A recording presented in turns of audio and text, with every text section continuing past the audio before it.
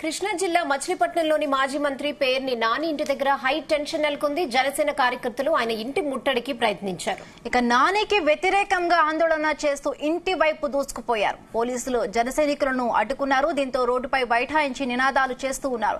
Deputy సీఎంకు పేర్ని నాని క్షమాపణ చెప్పాలని జన సైనికులు డిమాండ్ చేస్తూ ఉన్నారు. తిరుమల లడ్డూ విషయంపై మీడియాతో మాట్లాడిన పేర్ని నాని పవన్ పై తీవ్ర వ్యాఖ్యలు చేశారు. దీంతో అతని ఇంటి ముట్టడికి వచ్చారు జనసేన కార్యకర్తలు.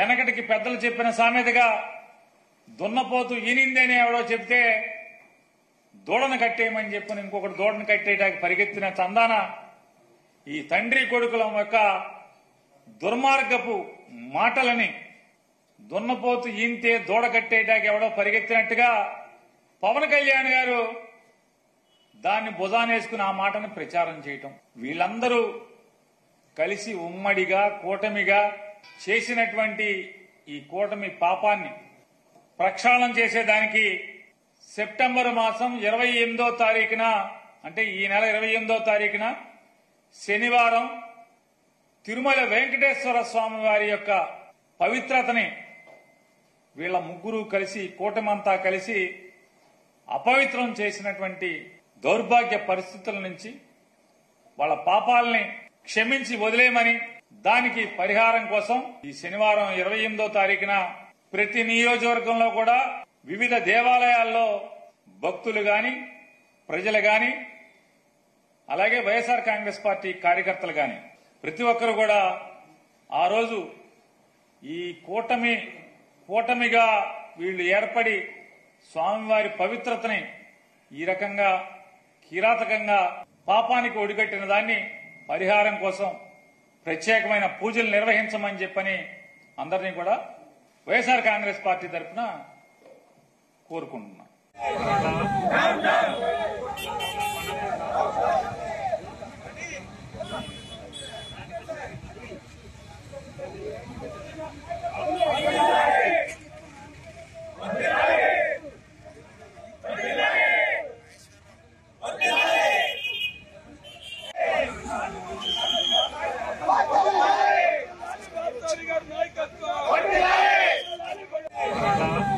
మరిన్ని అప్డేట్స్ మా ప్రతినిధి నాగేశ్వరరావు అందిస్తారు. నాగేశ్వరరావు, ఏంటి అక్కడ సిచ్యువేషన్, ఏం జరుగుతుంది, ఏంటి అప్డేట్స్? రేహానా, ఆంధ్రప్రదేశ్ రాష్ట్రంలో తిరుమల తిరుపతి దేవస్థానంలో జరుగుతున్న లడ్డూ ప్రసాదాలలో ఆ కొవ్వు పదార్థాలు, జంతువులకు సంబంధించిన కొవ్వు పదార్థాలు జరిగినాయి అనే అంశం నాటి నుంచి కూడా ఆంధ్రప్రదేశ్ లో ఉద్రిక్తతల వాతావరణం చోటు చేసుకున్నాయి. ఈ ఉద్రిక్తత వాతావరణం చోటు చేసుకున్న నేపథ్యంలో రాజకీయంలో ఆరోపణలు, తీవ్ర ఆరోపణలు, గొడవల నేపథ్యంలో కూడా ఒక పక్క ఏదైతే హిందువుల యొక్క మనోభావాలు దెబ్బతిన్నాయి అంటూ హిందువులు ఆందోళన చేస్తున్న నేపథ్యంలో మరో పక్క ఏదైతే రాజకీయంగా ఇది పెద్ద దుమారం లేపుతున్న పరిస్థితి అయితే ఉంది. ఇప్పటికే రాష్ట్ర ఉప ముఖ్యమంత్రి పవన్ కళ్యాణ్ జనసేన వైసీపీ అధినేత జగన్మోహన్ రెడ్డిని కానీ అలాగే టీటీడీ చైర్మన్ వైవి సుబ్బారెడ్డి మరొక చైర్మన్ సుధాకర్ రెడ్డి మీద తీవ్ర ఆరోపణలు చేసిన నేపథ్యంలో ఈ యొక్క జోక్యం అనేది ఆ సినీ ఫీల్డ్ కూడా అంటుకుంది. ప్రకాష్ రాజు కూడా దీని మీద ట్వీట్లు చేసిన పరిస్థితి ఉంది.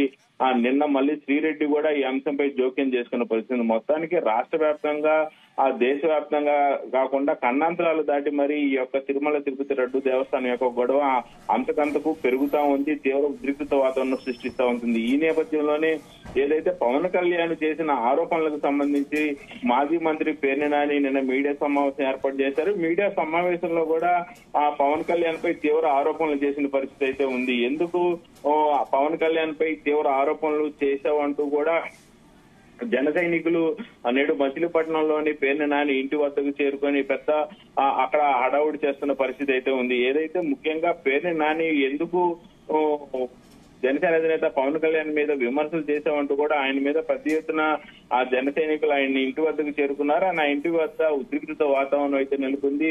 ఏదైతే మచిలీపట్నం జిల్లాకు సంబంధించి ఏదో కృష్ణా జిల్లాకు సంబంధించిన జనసేన నాయకులు గాని అలాగే ఆ జన సైనికులు గాని మొత్తంగా కూడా ఆ పేర్ని నాని ఇంటి వద్దకు చేరుకున్నారు. పేర్ని నాని మీద దాడి చేసేందుకు గాని పేర్ని నాని ఇంటి వద్ద గాని పెద్ద ఎత్తున చేరుకొని పెద్ద ఎత్తున నినాదాలు అయితే ఇస్తున్న పరిస్థితి ఉంది. తక్షణమే ఎట్టి పరిస్థితుల్లో కూడా జనసేన అధినేత పవన్ కళ్యాణ్ కి క్షమాపణలు చెప్పాలని, క్షమాపణ చెప్పని సమయంలో తాము క్షమించే పరిస్థితి అయితే లేదని కూడా వాళ్ళ ఇంటి మీదకి వెళ్తున్న పరిస్థితి ఉంది. అక్కడ ఉద్రిక్తత వాతావరణం అయితే ఉంది. ముఖ్యంగా ఏదైతే టీటీడీ లడ్డు తయారీపై చంద్రబాబు ఆరోపణలు, పవన్ కళ్యాణ్ ఆరోపణల నేపథ్యంలో నిన్న పేర్ని నాని, కొడాలి నాని ఇరువురు కూడా మీడియా సమావేశం ఏర్పాటు చేశారు. ఈ మీడియా సమావేశంలో పెద్ద ఎత్తున కూడా పవన్ కళ్యాణ్ పై ఆరోపణలు చేసిన పరిస్థితి అయితే ఉంది.